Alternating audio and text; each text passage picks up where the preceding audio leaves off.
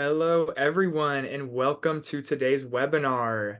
We are really excited about the topic for today and just really excited about having you all join us. While we let everyone trickle in today, please feel free to use the chat. Let us know where you're calling from. Drop your LinkedIn, start connecting with each other, and we will get started here shortly. My name is David. I am on the marketing team here at Bonusly, and just really excited about one, the topic of today, but also the speakers who will be sharing. Like I said, as everyone trickles in, please use that chat. And we do have a few housekeeping items to discuss. And so make sure on Zoom that you change your chat settings to everyone. It automatically puts it to host and panelists. And we want you to make sure that, you talk with everyone, share your thoughts with everyone. So make sure you change that. And then throughout the conversation today, if you have any questions that come up, please use that Q&A box. The chat may move quick. We'd love for you all to, chat away during the session. And so the questions may get lost in there. And so put them in that Q&A box. That way we can see them all afterwards. And then we will get to those at the end. But we, like I mentioned, are very excited about today's topic. Really, a very important topic, really for a while now, but especially in 2024. And so as people continue to trickle in, we will go ahead and get started with some speaker introductions. And so I'm going to ask our speakers to share, where they're calling from, a little bit about themselves, which company they're with, and then as an icebreaker question, which we would love for you all to participate in as well, drop in the chat, what is one thing you're looking forward to this summer? Like I mentioned, my name's David. I am calling from Jacksonville, Florida. And honestly, for the summer, we don't really do anything. We just go to the beach because it is, one of the best parts of living in Florida. And it's, too hot to do anything else. And so I will be at the beach when I'm not working.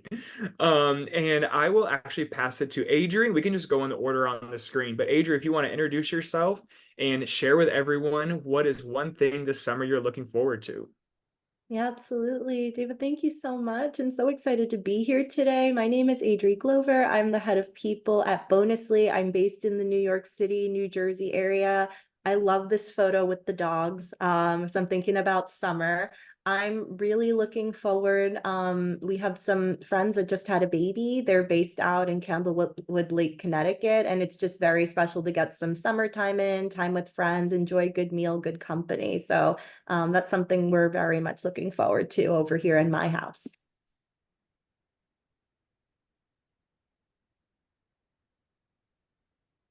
Perfect. Thank you, Adri. And we can pass it to you, Farah. Hi everyone, my name is Farah Jamil. If you can't roll the R in Farah, it's okay. You can call me Farah, it's fine. I am calling in from Calgary, Alberta, Canada. I think I saw Lisa from Calgary in the chat. Hi, Lisa. And to everyone, I am an executive coach and an ADHD coach with Bravely. So ADHD is for attention deficit hyperactivity disorder. And what am I looking forward to? I've got a family wedding this summer, so I'm really looking forward to attending that and having like a bit of a family reunion. So that's going to be a lot of fun. Nice. Family reunions are awesome. We only get to do it every about 5 to 10 years, so that's gonna be a good time. Hi everyone, my name is Michelle Lindsay. I am the Director of Talent Management Solutions at Namely. And for my summer adventure, I've actually already started it. I am from Salt Lake City, Utah, but I am currently in Vancouver, Canada, and we are spending a few days here, and then we're going to be heading up to Alaska. And I'm excited to do some salmon fishing and to see the wildlife. It's going to be a fun couple of weeks here. I love it. So many exciting things happening this summer. And I will go ahead and drop in the chat the different LinkedIns for the different companies. Feel free to add them. I will share our speakers' LinkedIns at the end of the webinar. Like I mentioned, really excited about today's topic. Feedback, learning development are, huge topics right now this year. And so that, brings us to our first question. And so we'll start with you, Farah, but what have you seen change over the last few years in terms of what employees want? Thanks, David. So, what I've seen is I think before, when people were like getting ready for that performance, that annual performance review, it seemed like it was always one sided. It was the person who was giving feedback to the employee, and it was just like this one way street where you just had to sort of grin and bear it, so to speak. And now what I'm finding though is the realization of the importance of feedback being a two-way street. So it's learning about how to not only give feedback, but also how to receive it. Really taking that opportunity to use a growth mindset when it comes to it. So not thinking it's punitive, not seeing it as a punishment that, oh, I have to go through this performance review or now I have to receive this feedback. Uh, Also learning how to give and receive. But even right before that is making sure you're building that trust. So do you have, within your team, within your organization, do you have that psychological safety? Do you have that trust built in so that when you're giving and receiving feedback, it's being done with that growth mindset where it's an opportunity to really learn and grow. It's not meant to put you down or anything like that. And I remember at one time, I think it was called the feedback sandwich was quite popular. First give a positive thing, then give a negative thing, and then, round it up with a positive thing. So you're like you were trying to like really almost hide that negative part and like rush through it.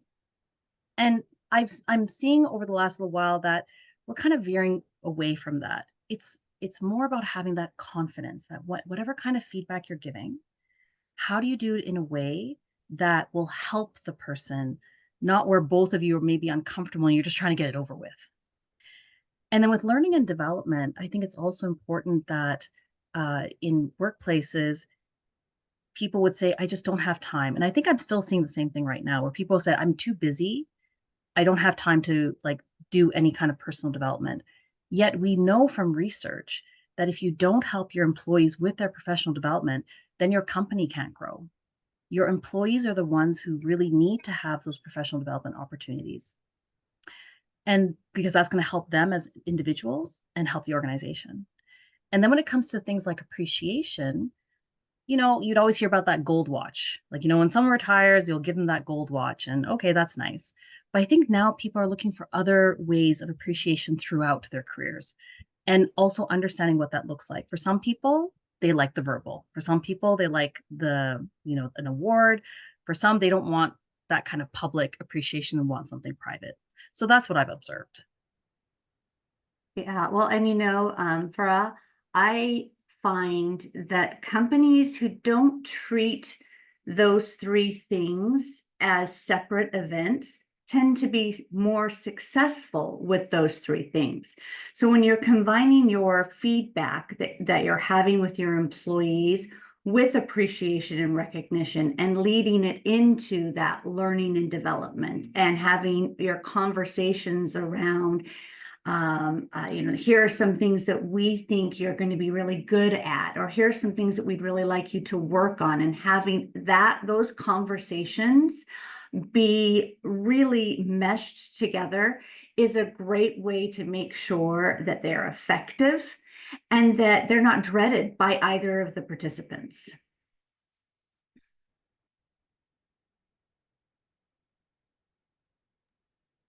I would say to jump in as well that my experience as an HR leader and what we're seeing, not just with Gen Z, but across generations, is that employees today are really craving that feedback that's going to help them not only be recognized, but also help them with their career progression, right? Like it's a balance between the positive feedback as well as the constructive feedback, and to also support engagement. In today's workforce, we're dispersed. We have teams across all different parts of the world. It really leaves Zoom and other channels to be desired. So I see it as very critical as we look to invest in our people to find ways to give frequent recognition and to also balance that with constructive to support growth, enablement, and overall investment in our people.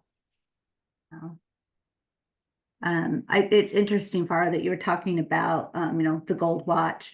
My husband got a gold watch for one of his companies and jobs, and it was a combination of performance and time on job, and it was nice, but it's been in his drawer for 15 years. I don't think he's ever pulled it out and worn it. I mean, it's but the interactions that he had with his supervisor on that very job, he still talks about to this day.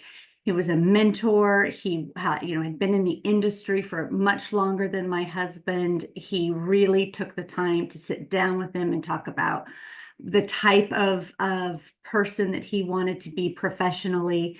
And it's those experiences that he now, 15, 20 years later, are really precious to him, and not the watch that's sitting in the drawer. I totally agree with you both. It sounds like that meaningful feedback, that meaningful learning and development opportunities, that meaningful appreciation. That's what I'm really hearing so much more these days is it's not just the action of it. It's like, what's the meaning behind it and how does it resonate with that employee? Yeah. Love it. Absolutely. And I love what you said, Michelle, about how it's not all these separate things. It's, it all comes together and really complements all these different aspects well. And I will call out like some of the stats on the screen here, like Adri mentioned, we have so many generations in the workplace right now. But especially as this younger generation begins to become more prominent, they want that feedback. They want that recognition. And even a latest Gallup study shows that 80% of employees who receive meaningful feedback the past week are fully engaged, which is huge because the employee experience engagement is a huge, topic and struggle for a lot of companies right now. And so really seeing what employees want. And so speaking of all of that, Michelle, we'll start with you with this next question, but talking about feedback, how can managers structure clear and actionable feedback with so many different personalities on their teams? Oh, yeah. So it's not just personality types as well. I think if you look at it generationally, we are all brought up with similar experiences and so tend to have certain preferences. So it's really interesting. I was reading an article about the prevalent generations in the workforce now, and how Generation X, my generation, that we're very independent and maybe a touch jaded, but we really like actionable insights, and so we want to have these conversations with our supervisors and with our peers alike, that are face to face, that are meaningful, and that really give us here's what we need you to do now, go and do it. And then I think that there are folks that really prefer that real-time, informal, it's a less structured type of interaction that is constructive. And this article talked a lot about how millennials really like that constructive feedback that is positive, but isn't happening, every quarter or every 6 months. It's happening real time. So if there's something going on that they need to know about, or they've done something that's positive, finding out about it immediately is really important to them. And then we've got, my kids, the Generation Z coming up, and they are fully immersed in this digital experience. So they want instant feedback and they want clarity too. And so it's that continual cycle of saying, yep, you're doing it right. Yep, you're doing it right. Or, hey, let's look at this from a different perspective. Regardless of the personality type, though, I think that setting expectations is just so, so important. I had a boss who loved baseball, loved it. And in fact, he was the one that introduced me to professional baseball. And he told a story about going to a baseball game and, sitting there with his buddy, and there was this fantastic play. The batter hit it, went back to center field, and this guy, center field, runs up onto the back fence, that back wall, jumps up and kind of backwards catches the ball. And my boss was like, "Oh my gosh, that was fantastic. Did you see that? This man is amazing. What an athlete." And the guy sitting next to him said, "Are you kidding? This is the major leagues. That's standard behavior." So two people see the same thing and they come away with two completely different outcomes and perceptions of what just happened. And so I think that is, that illustrates just how important it is to set the standards with your employees ahead of time. And then as you're providing that feedback, you kind of have this base set of expectations. So both of you know what the what performance needs to be for the given goal or the given job.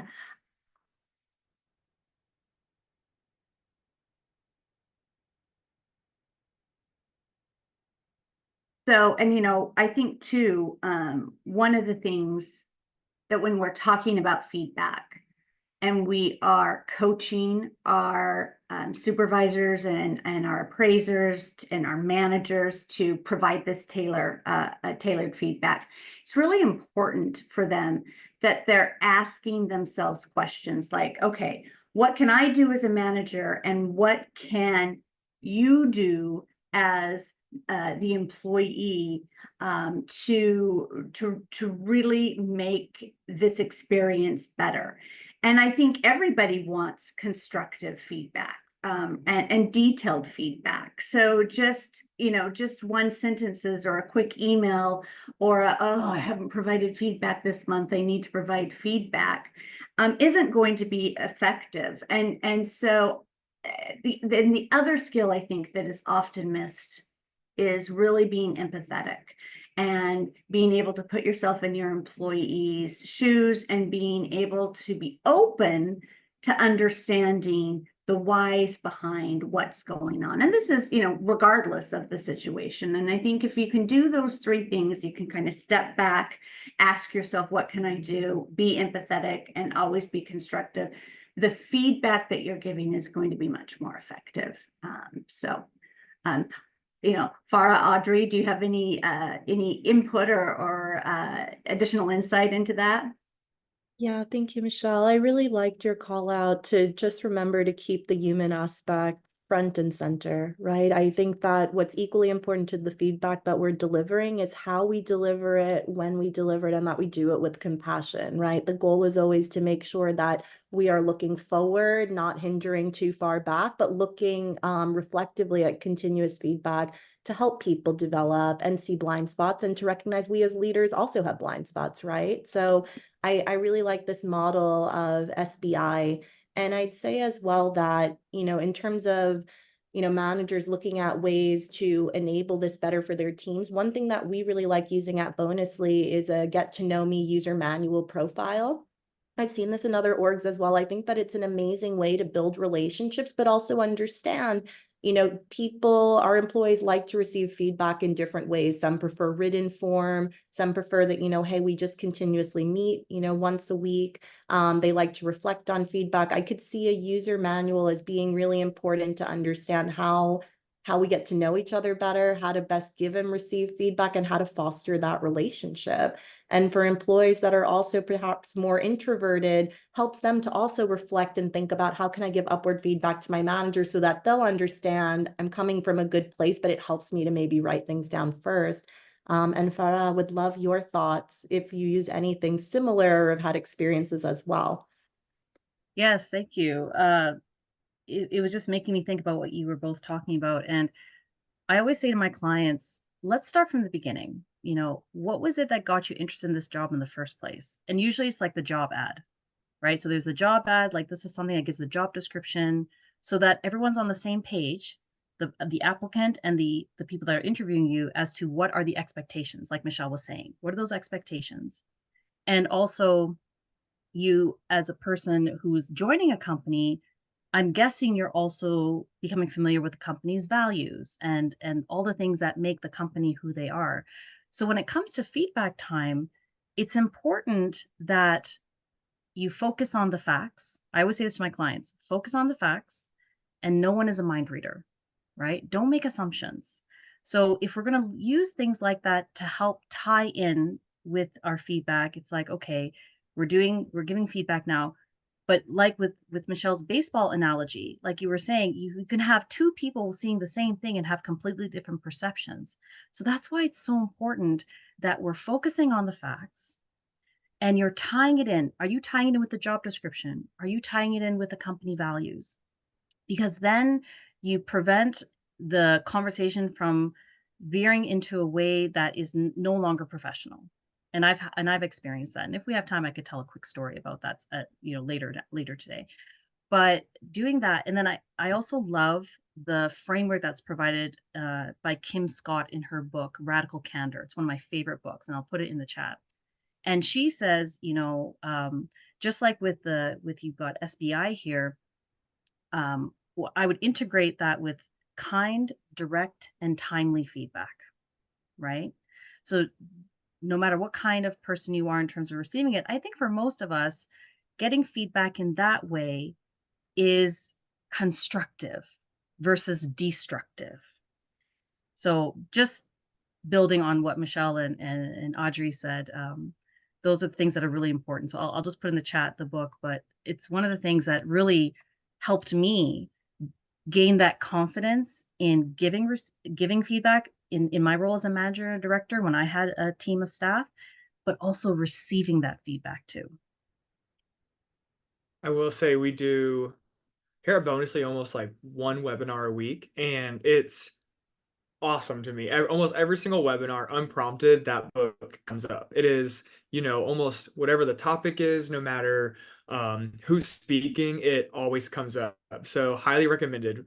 We also get it at Bonusly as we onboard. It's like a book that we receive to read, but I just always unprompted. And so thank you, Farah, for bringing that up. And we'll actually stay with you with this next question. Learning and development. Bravely is a powerhouse when it comes to training and coaching. And so what role does continuous learning and development play in the employee experience? And we'll start with you, Farah. Oh, with me? Okay. So what role does continuous learning and development play? So as I mentioned in the beginning, I'm a strong advocate for this, where too often in the workplace I saw that there would be a budget for learning and development, and most of the time it was hardly touched. Like, when I would have to go through the financials, as the team lead, and I would see, why is it that no one's been accessing this? And then I would ask my staff, what's going on here? Why aren't people taking advantage of this? This is great that we actually have budget for this. And 99% of the time, they would say, well, I just don't have time. I signed up for something, but then I was told I had to come into work, right? It was always like an afterthought instead of a priority.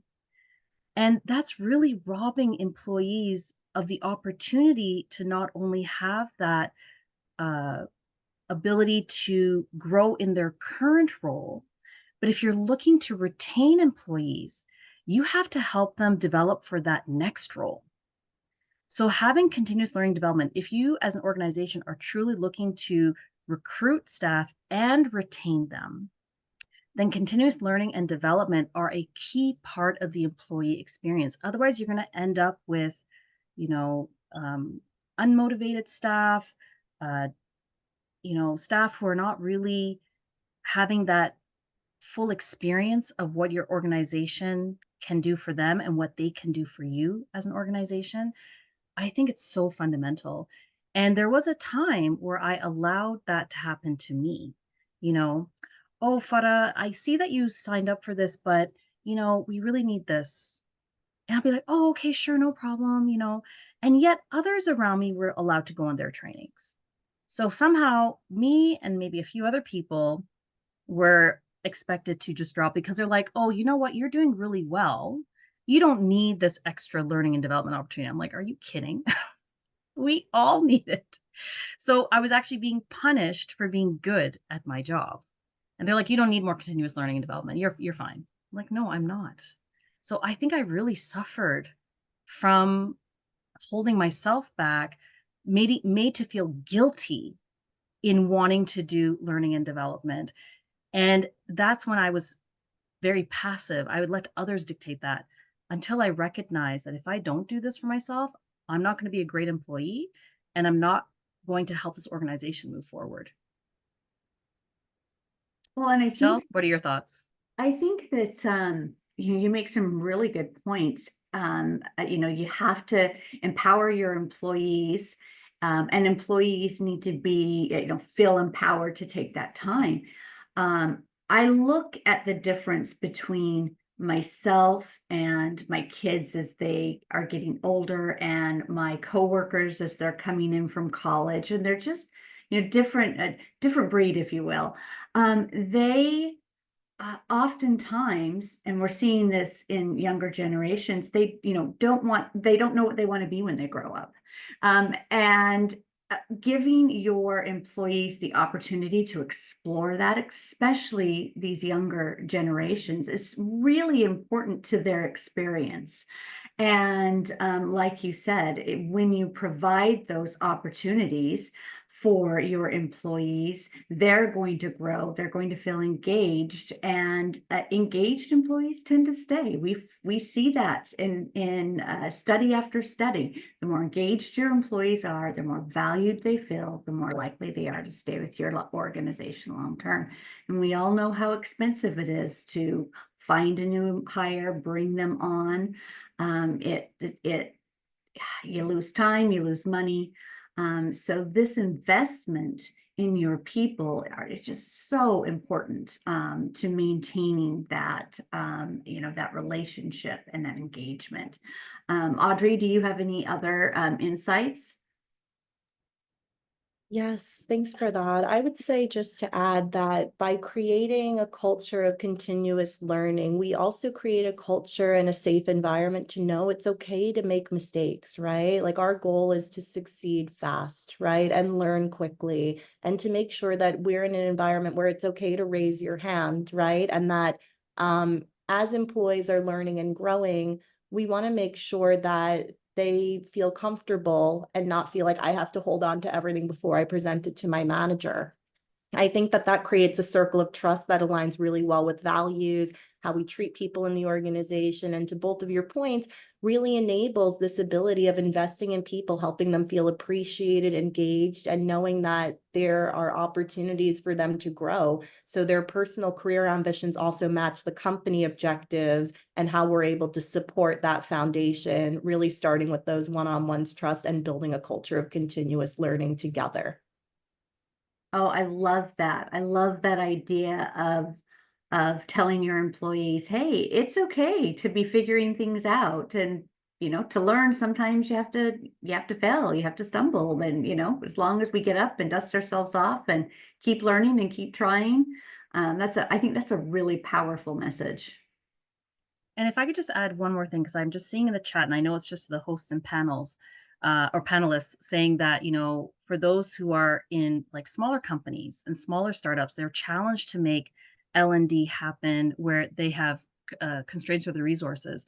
So what I would say to that is there are many things like Udemy or Udemy, however you pronounce it, udemy.com, Coursera. There's a lot of platforms like this that offer free and low cost learning and development opportunities. So no matter how big or small your company, I think if you can give your staff the time, if you can say, hey, please, okay, you can have like 1 hour, whatever it is that is needed to do this, because this is important to us as a company. So you're giving back to them, and they're able to find courses that are done by like great companies and organizations and instructors. So don't let cost stop you. But I think if you can give them time, that would be such a gift. Yeah. So Well, I'll put in the chat here, Udemy and Coursera, and I'm sure there's LinkedIn ones, I think, but Michelle or Adri, are there other ones that are coming up for you? I'll So put it. it doesn't have to be formal either. You don't have to go out and find a website or low cost. The best organization I was ever at for learning and development and pinpointing strengths and weaknesses and improving was a company with 20 people. And the owners of that company, they made it a priority. It was baked into the culture, and they made sure that each of their employees had one-on-one time with upper management to develop them in areas that were important to the company.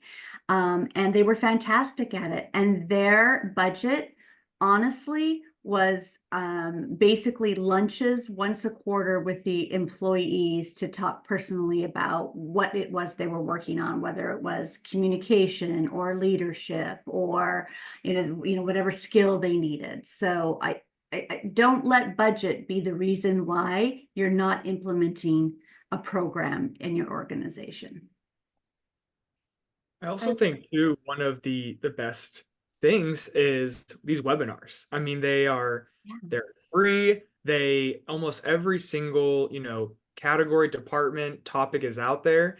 So I will do a shameless plug for Bravely, Bonusly, and Namely. I know we do several webinars each, but they're free. And like Farah mentioned, like just giving your employees the time and the encouragement to find a group or find a webinar that's in a topic of their interest. I watch so many for marketing, but even just in these HR webinars, just seeing how much value the speakers always share, and it's free. And you get the recording, you can watch it even while you're working. And so shameless plug for our webinars, but like Farah mentioned, just giving your employees that time and that encouragement to find it and to even help them find different groups and websites.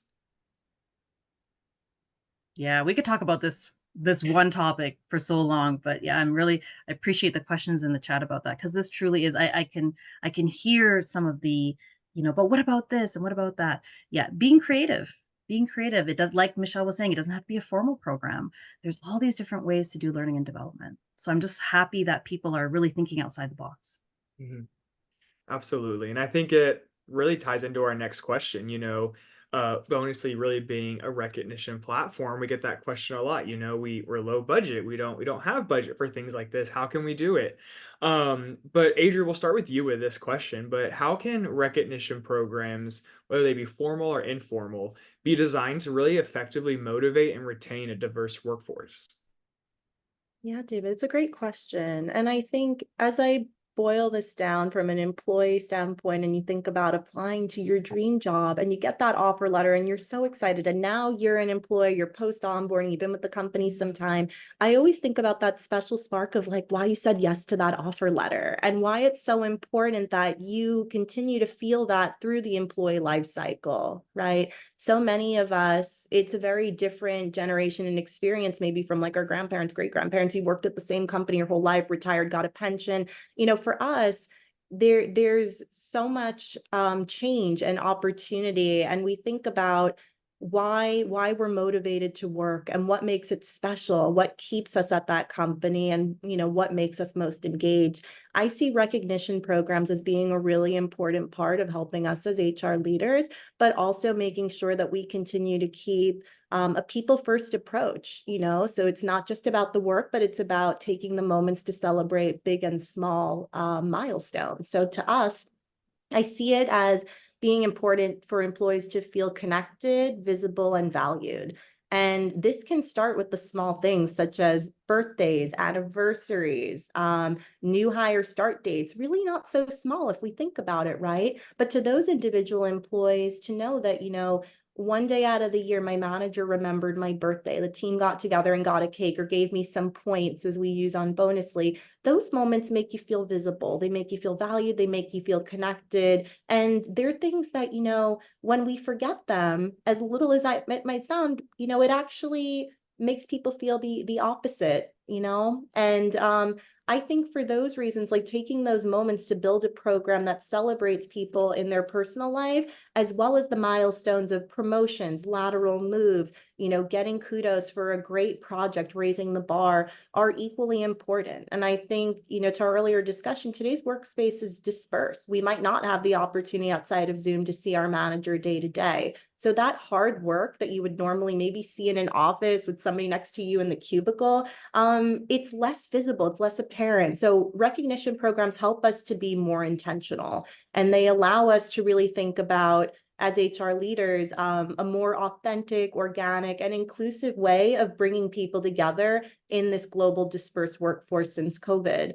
I think that, longer term values, you think about recognition, is as an HR leader, I'm constantly thinking about retention, productivity, team morale, and like, what's the purpose in terms of like showing up to work every day? We're here to build something great and exciting together. And we can't do that without our people. And like I said, it's the big and small milestones that really go a long way. And I think follows from our conversation of continuous learning, development, investing in our people, but really taking those moments to help people know that they're appreciated, they matter, their work makes a big impact, is one piece of the greater puzzle to doing amazing things together and helping to spotlight that and really shine. I totally agree with you, Adri. And I also look at this as something that needs to be part of the onboarding. And what I mean by that is, you could ask it in the interview, how do you like to be recognized?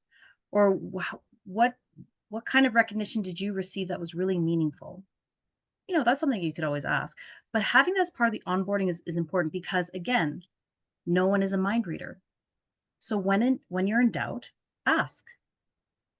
Ask them how they want it. That'll save you as an organization time and money and frustration.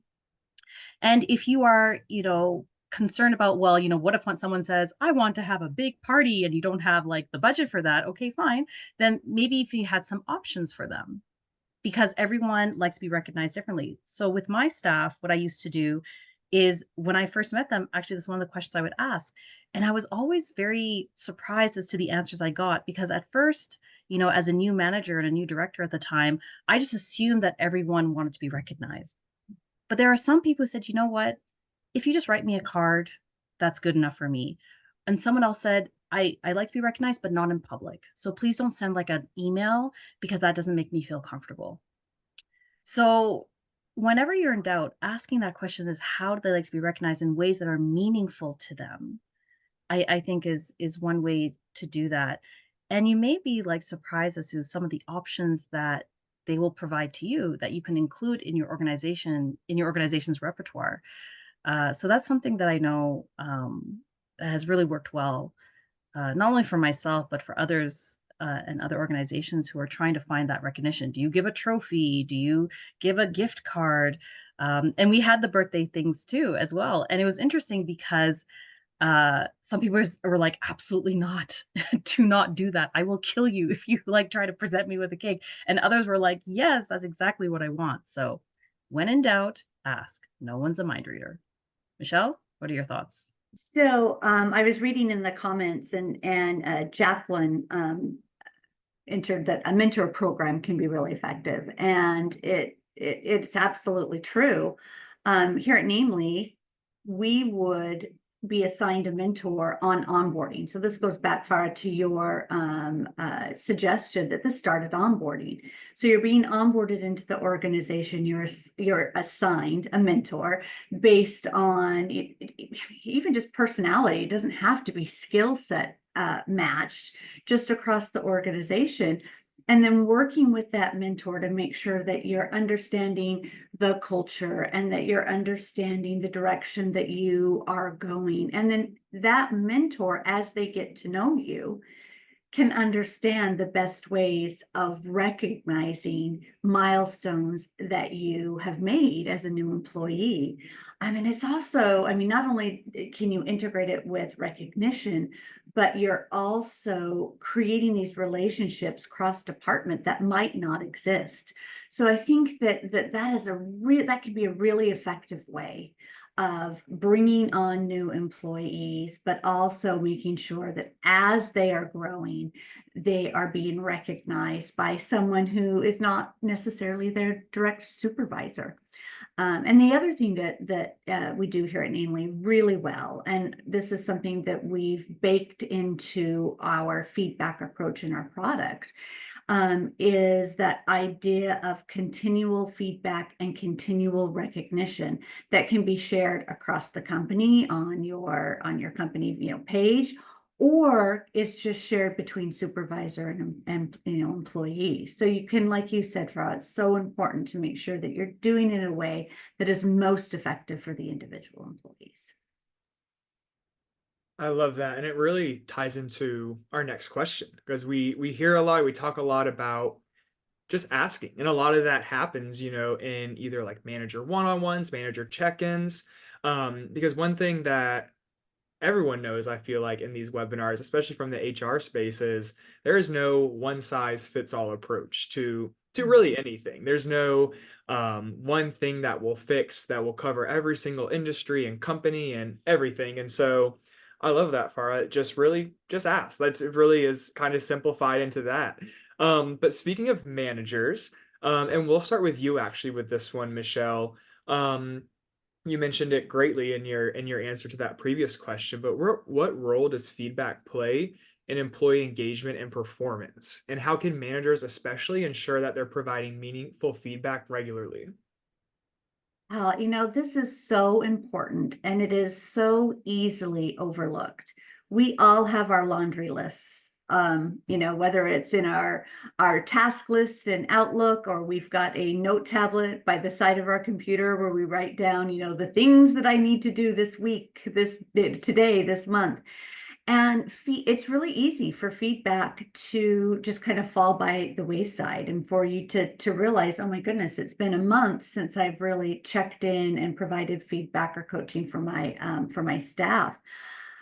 Years ago, when I was a young HR hopeful, I actually went to college at the University of Utah and participated in a study there.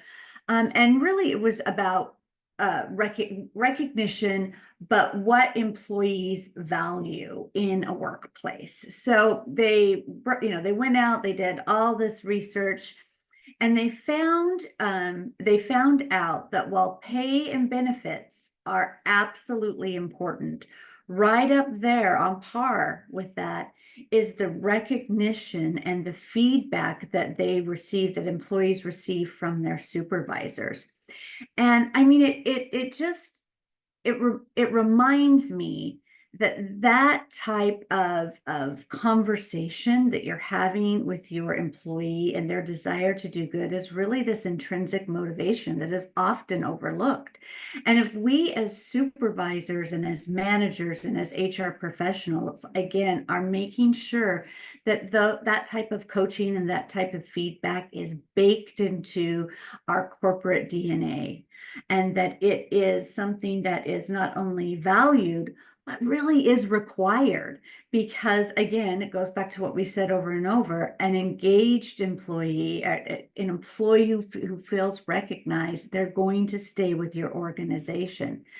And so I think that it's really important as a supervisor and as an organization that you are setting reminders, and that these reminders are going out on a regular basis, because we all have great intentions, but we're also all very, very busy. And so if you have a regular reminder with a structured, documented point, okay, these are my discussion points, it's going to be much easier for you when that pops up for you to say, okay, yes, this is what we talked about in our last conversation. This is what I want to touch on in this conversation. And if you're doing that continually and it becomes habit, first of all, your documents are going to be, you're documenting things that are occurring. It's going to be much easier to have that performance conversation, whenever that occurs. But you're having like continuity there with your employee as well. And it's not just oh, it was my reminder popped up, I need to talk with you. How are you doing? that you're coming back to them and saying, hey, you know what? We talked about this a couple of weeks ago. How is this going? Or are you still finding that this is a problem? Whatever it is that you've talked about, again, having it in there, I think is going to be really important. And the final step that I think you really want to be aware of is if you're setting goals with your employees and your team, checking in on those goals and tying those conversations around the direction that you want your employees to go is going to be so effective. Again, it's not just oh, it's time to check in. There's actual things that are going to affect the success of the employee and the job that they're doing. So, I'd be interested, Audrey, do you, with your background, I'm sure you've got a different perspective and some other things that folks can look towards. Yeah, Michelle, I first want to say I love everything that you shared, and especially around the importance that managers play day to day as people leaders to our teams. And, we think about the day to day of a manager, how busy it is, how important it is to set those reminders. But really, the intent, the real goal of it is to be intentional and making sure the feedback we're providing is meaningful. So not just, you did a great job on that PowerPoint. What's the storytelling behind it? What are some things we can highlight that really let someone know they're on the right track, or they're getting close to that next step in their career, or maybe that wasn't as great, here's some things we can do in the future. Meaningful feedback, I think, is really important to understand. One, in terms of what the feedback is, like what's the best way to deliver that, but to your point as well, building the relationship, fostering that connection, making sure that this is something that's continuous and not just a one point in time or a checkbox that we have to do it. There's a model that I'll share in the chat in just a bit called Inspire. And I think that it works really well as I think about manager feedback in terms of, to Michelle's point, setting expectations, like being clear on goals and what success looks like. But it also goes very much into these human elements of building that connection, reading the room, and really knowing your people best. So for me as an HR leader, anytime I think about giving feedback to my team, or I coach another people leader through what's the best way to approach this, I always make sure that we're thinking about not operating with feedback in a vacuum, right?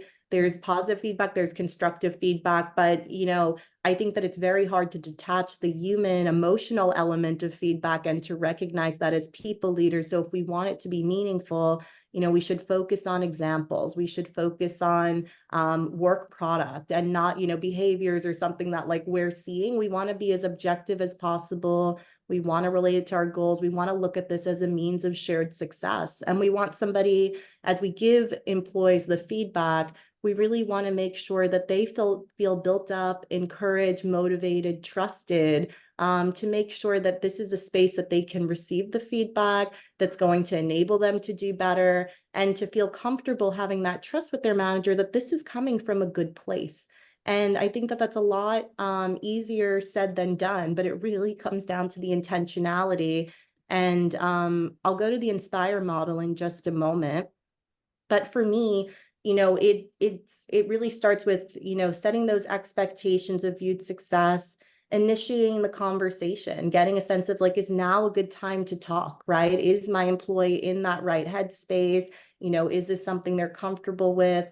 Noticing again specific behaviors. So referring to those actions, not attitudes, making sure that we're not being judgmental by providing objective evidence. This goes into also just inviting solutions and conversations. So as we're giving feedback, make sure we understand what's going on. Why do we think this is happening? What do you think we could do together to resolve this? Or what can I do better as a people manager? Inviting that space for upward feedback as part of the meaningful feedback solution. And then again, review and check for understanding. Make sure that we're on the same page. We're inviting our employees in as partners. Are there things that I missed as a people manager, things I can do better? And to Michelle's point, reinforcing with the scheduled mutual follow-up, right? We want to make sure that we're intentional, not just in having reminders on our calendars, but to come prepared, to give that care, dedication, and time, and to make sure that this is seen as important, not just because it's on the calendar, but because this is an ongoing conversation we want to invest in, and we want to make sure that our team feels cared for and gets that feedback in a way that we can continue to follow through together. Yeah, just from both of your points, this is the process that I use or that I have used because I saw that for many organizations, the bare minimum expectation was that you would do an annual review. So you would sit down with your employee once and, have that conversation. To me, that wasn't good enough. And what I did with my staff is I made sure we had quarterly meetings. Okay. So, and then with those quarterly minutes, so we would have that meeting at the beginning where, like Michelle and Adri mentioned, we have like a performance agreement. So we both sitting there, me as their supervisor, they as my team member, and we're saying we are agreeing to these goals and expectations for the year. Okay, like so that we're on the same page. Because I saw in the chat here where someone said, well, who has the onus of responsibility when it comes to feedback and having conversations? Is the manager or the employee? What if your manager is not communicating any clear expectations but giving you bad reviews? The onus is on both. So you have this document in the beginning so that you're both literally and figuratively on the same page. All right, that's the bare minimum. And then what I did with my staff is I would do quarterly meetings. So in that agreement, and it's always a living document. This is the other thing because things change, things happen in a company, priorities change. So it's a living document, but you start somewhere. And then with my staff member, I would put, let's have like, some milestones that we want to aim for. So let's put some dates so that in our quarterly meetings, let's see how things are going. So we could do course corrections. Like, if something hasn't gone well, then we've got this as our map to do those course corrections. But then I realized even that wasn't good enough. And the other element that I needed in order to really raise that engagement with employees when it comes to feedback is doing that radical candor thing, kind, direct, and timely. So in between those quarterly meetings, if things came up, I wouldn't wait until the quarter.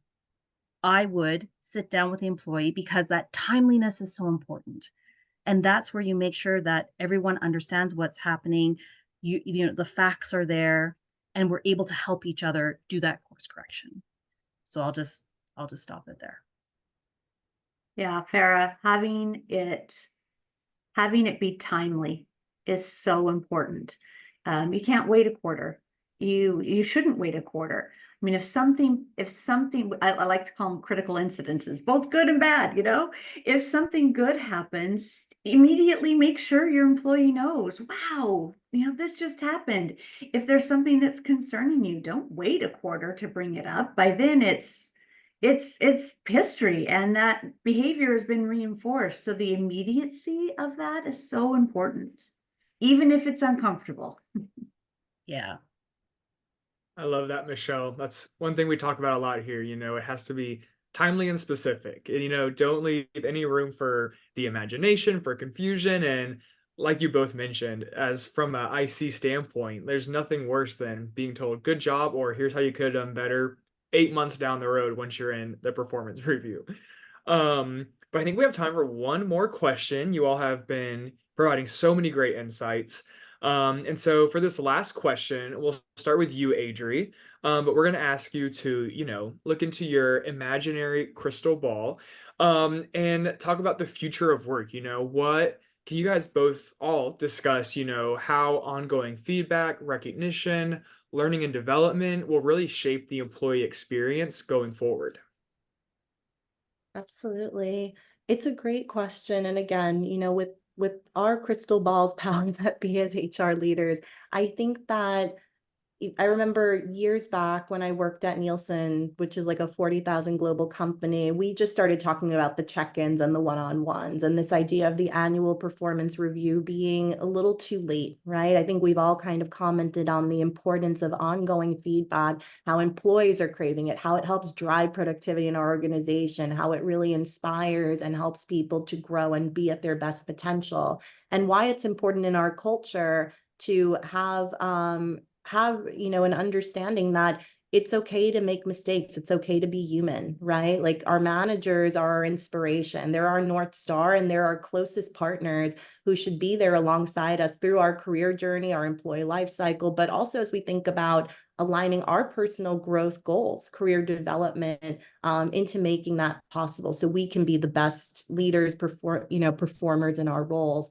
I really see that as being so true now more than ever. And it's not to say that I discount the annual review, but I see the one-on-ones as being so critical to really setting a good model for us to really instill and be intentional around ongoing feedback, embedding recognition, embedding values of trust and how behaviors we want to model through our company values in those settings, and really seeing this as opportunities that, if we have to make course corrections, things are misaligned, we do that in real time. We act with kindness, clear is kind. We also act with radical candor, that we don't want to sugarcoat, but we want to be intentional around what is it that we can be doing better. And I see that as being a huge solve for even things like performance improvement plans, things down the line. Not to say there isn't a time and place, but I really see this future of ongoing feedback and recognition completely shaping employee experiences that would be our dream in HR, by fostering those relationships, building a culture of continuous learning, helping with development, but ultimately, making sure that our employees, leaders are always aligned on our goals, always talking, always able to raise the bar, with no fear around that. And I see it as being very empowering in terms of what that can mean in terms of our culture, our ways of working, but also just being most effective in terms of getting to our outcomes in the most effective way, right? And our goals as a company are to empower our people and to win and to create something great together. So everyone, again, has that piece of a greater puzzle to looking at success. So I know I said a lot there, but I think it's extremely inspiring and exciting to think about what this could mean big picture if we take our lens away from the spreadsheets and we think about the one-on-ones or those calendar reminders. Like, what does that actually mean and what's so special about it? Yeah, I love that. I think that when you look towards the future, this idea of continual feedback is it's just going to grow. We have reached a point in the professional world where you may not physically see a coworker that you work closely with ever. Or your supervisor may be in a different country or across the country. And so making sure that this feedback really just becomes a part of what you do on a daily and weekly basis is going to be, so, so important. And it's going to be for a lot of people, the primary way that you're going to be not only engaging your employee, but also recognizing them across the organization. So this idea of having shout outs that you can very easily say, hey, this employee did a really good job in this capacity. And that's something that doesn't just happen. It has to be something that you decide to do as a people leader and as an organization. But I do know that especially as Gen Z starts coming into the workforce, having that immediate feedback and being very clear about the effects of that feedback, it's going to become even more important. What about you, Farah? I mean, I think you both have hit all the points. The only thing I think I would add is that, we have to be less passive and more proactive for each of us. No one's going to care more about your career than you. You really have to advocate for yourself. You have to help your organization understand what you need. And organizations need to ask what their employees need. There's a skill in giving and receiving feedback. Just because you have a title doesn't mean you've got the skills. And that's one of the things I love about Bravely. So I'm like one of their coaches, and I'm also part of their facilitation team, where we actually provide that training for people, including managers and staff, and we have one on feedback skills, because guess what? This is not something that we all have this inherent skill. We don't.